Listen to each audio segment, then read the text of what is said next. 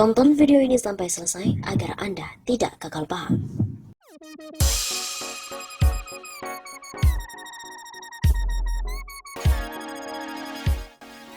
Mendistorsi kebijakan Anies, haters pun kembali gagal. Wawancara Gubernur Anies dengan media utama Australia dapat dikatakan clear and clean.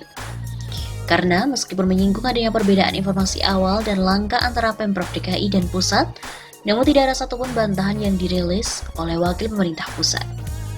Yang ada justru bantahan dan argumen saling silang oleh para buzzer yang seperti lazimnya bertugas menghalau segala apa yang dilakukan dan disampaikan oleh Gubernur Anies. Karena suara dan ulasan dinarasikan dengan asal bantah itu pun pada akhirnya hanya menjadi semacam kaset rusak, maka publik sendiri yang enggan meresponnya. Upaya mendistorsi kebijakan Anies pun kembali gagal secara pemberitaan. Bahkan, yang ada hanyalah sebuah video editing yang disebar melalui kanal YouTube berisi cuplikan tulisan ZWJ yang diulas sebagai mantan buzzer Anies, di mana isinya mengulang hujatan dan bahasa pembusukan di berbagai artikelnya terkait Anies serta dipublikasi oleh Seward.com, salah satu link anti Anies yang sudah tidak disukai publik umum. Setali tiga uang keduanya. Yang menarik adalah sekilas komen ZWJ diadu sama Anies dari penyebar video itu. Sebenarnya pembelotan itu satu hal yang wajar saja disebabkan beda pandangan atau beda supporter di belakang. Mungkin begitu. Jadi, bukan soal diadu antara penghujat dan yang dihujat, karena bedanya seperti bumi dan langit. Prestasi Anies sudah go internasional, sedangkan ZWJ go dunia medsos pun terkesan masih pencarian arah identitas diri. Walaupun hasanah bendahara kata dan istilah Inggris khas buzzer hater cukup banyak dikuasainya. Memang, tidak enak kalau jadi kutu loncat yang dimanfaatkan oleh kubu hater selama Anies untuk aksi pengerusakan citra jabatan gubernurnya. Sama seperti meminjam tangan orang lain untuk membunuh. Begitulah sedihnya bila memang hanya diperalat. Pertanyaannya, bukankah itu memang inisiatif sendiri? Sementara upaya untuk mendistorsi kebijakan Anies yang sudah direalisasi dan dirilis banyak media dalam dan juga luar negeri itu tentu akan sia-sia. Anies pun tampaknya tidak peduli dengan upaya para buzzer dan juga hater, di mana selalu terukur antara kata dan juga fakta yang disampaikan oleh Anies.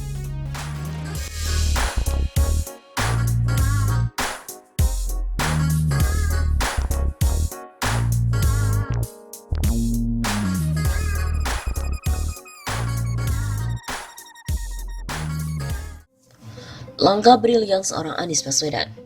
Langkah brilian seorang Anies Baswedan ini kalau dalam permainan catur akan diberi dua tanda seru. Misal, kuda putih di peta F3 melangkah ke peta G5, maka notasinya akan ditulis KF3 strip G5 tanda seru 2. Atau dalam notasi internasional NF3 strip G5 tanda seru 2, disingkat menjadi NG5 tanda seru 2. Kalau langkah putih tadi sekadar bagus saja, maka notasi caturnya ditulis seperti ini. KF3 strip G5 tanda seru. Hanya ada satu tanda seru di belakang. Sedangkan kalau langkah putih tadi buruk, ada satu tanda tanya, KF3 strip G5 tanda tanya. Kalaupun buruk sekali, KF3 strip G5 tanda seru 2. Cukup, saat ini tidak sedang membahas catur dan notasi catur, melainkan langkah brilian Anies Baswedan, Gubernur DKI Jakarta. Selain itu, kalau masih dibahas juga dikhawatirkan nanti ada sebagian pihak yang mendadak oleng dan kepalanya cenut-cenut alias pusing. Langkah brilian seorang Anies Baswedan ini masih berkait dengan listrik mati yang melanda setengah Pulau Jawa beberapa hari lalu yang sempat menimbulkan heboh nasional dan juga komentar heboh dari politikus Partai Gerindra yang sudah tidak asing lagi namanya, yaitu Fadlizon. 3 provinsi selain Jawa Barat dan Banten, DKI Jakarta pun lumpuh seketika selama beberapa jam akibat listrik mati tadi. Pengaruhnya antara lain menyebabkan moda raya terpadu MRT tidak berfungsi. Langkah brilian seorang Anies Baswedan pun tercetus lewat pernyataannya di sini. Menurutnya MRT akan memiliki fasilitas pembangkit listrik sendiri agar tidak terganggu listrik mati akibat gangguan yang dialami oleh PLN. Jadi, nanti pengembangan lebih luas. Kita akan siapkan pembangkit sendiri. Lokasinya pun sudah ada, tinggal nanti disiapkan konstruksinya ke depan, kata Anies Baswedan. Gubernur DKI Jakarta Anies Baswedan pun memiliki pandangan jauh ke depan. Ketika jaringan MRT sudah semakin luas nantinya, maka cadangan listrik mandiri sangat dibutuhkan agar mobilitas masyarakat tidak terganggu. Mantap Anies Baswedan, tapi mungkin saja ada sebagian pihak yang mengatakan rencananya tadi sebenarnya biasa saja, atau tidak setuju dikatakan sebuah langkah brilian. Ya, memang ini negara bebas, setuju boleh, tidak setuju pun juga boleh.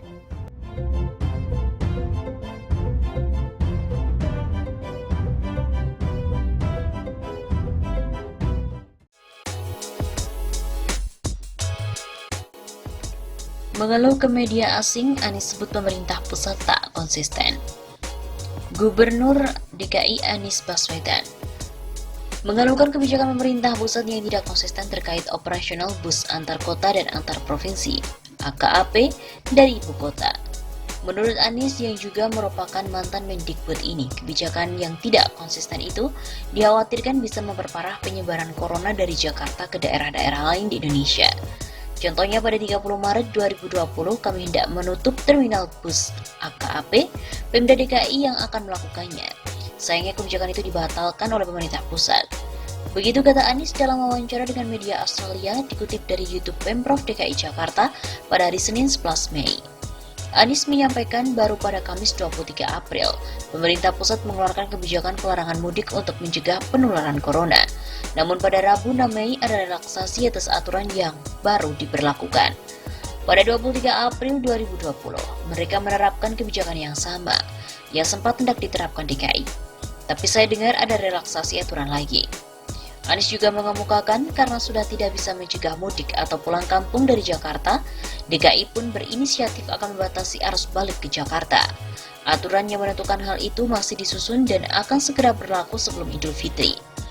Jadi yang akan kami lakukan di sekarang Jakarta ini adalah kami akan membatasi masyarakat masuk ke Jakarta setelah mudik.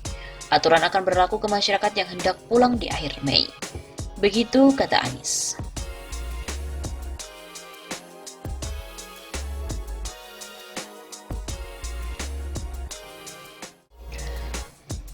Tak hanya itu, media asing juga menyamakan Anies Baswedan dengan Gubernur New York. Anies Baswedan belakangan ini menjadi perbincangan setelah bersitegang dengan Menteri PMK mengenai bantuan sosial. Gubernur DKI Jakarta juga aktif melayangkan kritik terhadap pemerintah Indonesia yang dinilai lambat dalam menangani COVID-19. Usaha Anies dalam menanggulangi pandemi COVID-19 di DKI Jakarta sampai mengundang perhatian media asing yakni Sydney Morning Herald. Bahkan media tersebut sampai menyamakan Anies dengan Gubernur New York.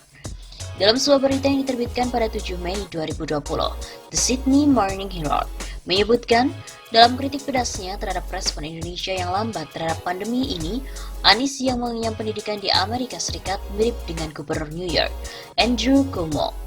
Kedua pria tersebut bertindak cepat dalam mengendalikan virus.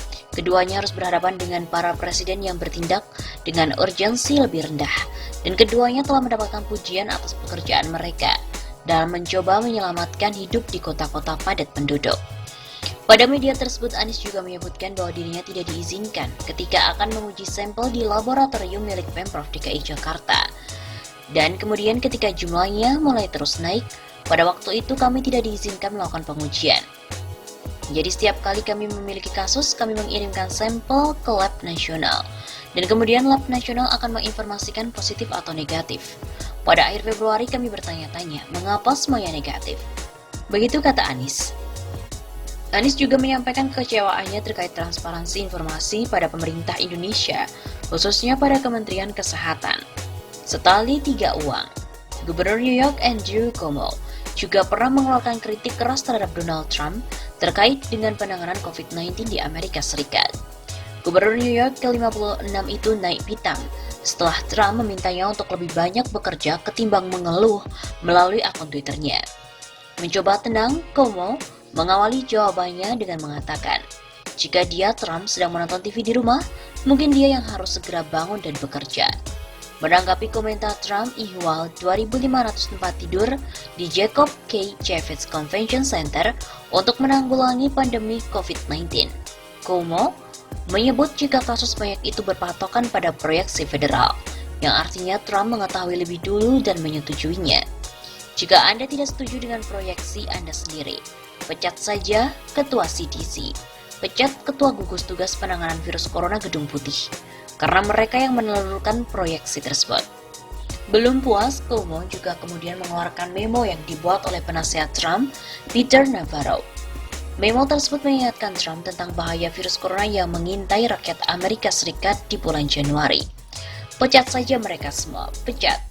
Kalian semua media tahu pertunjukan yang biasa dilakukan presiden. Anda dipecat. Tegas Cuomo kesal.